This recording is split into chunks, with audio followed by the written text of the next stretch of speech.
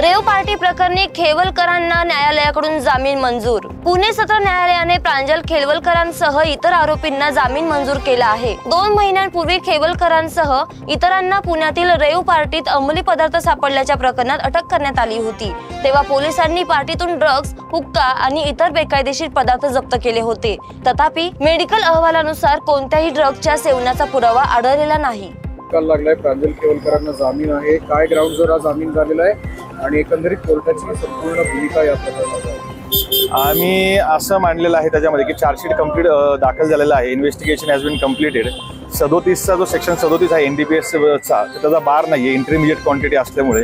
At the same time आमचं असं म्हणणं होतं की आम्ही काय कन्झ्युम केलेलं नव्हतं ना आमच्याकडनं कुठल्याही प्रकारचं कॉन्ट्रॅबँड जप्त झालेलं नाही आहे। त्यामुळे अशा सिच्युएशनमध्ये आम्ही जामीन अर्ज मांडला होता, तो ग्राह्य धरून मेहरबान न्यायालयाने तो अलाउड केलेला आहे। काय ग्राउंड बेलचे ग्राउंड हेच घेतले। आम्ही सांगितलं ना की आमच्याकडं काय हे नव्हतं, कॉन्ट्राबँड आम्ही सेवन केलेलं नव्हतं, आमच्याकडनं सीज झालेलं नव्हतं, बार नाहीये आणि आता तपास पूर्ण झालेला आहे, तेव्हा further custody is not required.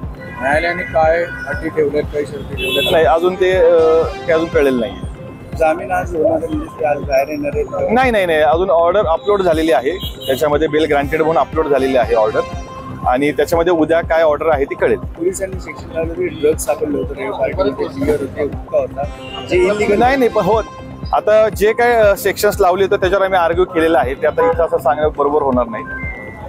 पण बेसिकली काय ग्राउंड्स होते? इंटरमिजिएट क्वांटिटी आमच्याकडे कुठल्याही प्रकारे सीज झालेलं नाही। आमचं मेजर ग्राउंड तोच आहे की आमच्याकडनं कुठल्याही प्रकारचा कॉन्ट्रॅबँड किंवा कुठलीही गोष्ट आमच्याकडनं सीज झालेली नाहीये किंवा आम्ही सेवन केलेलं नव्हतं, आणि आता तपास पूर्ण झालेला आहे, चार्जशीट दाखल झालेला आहे।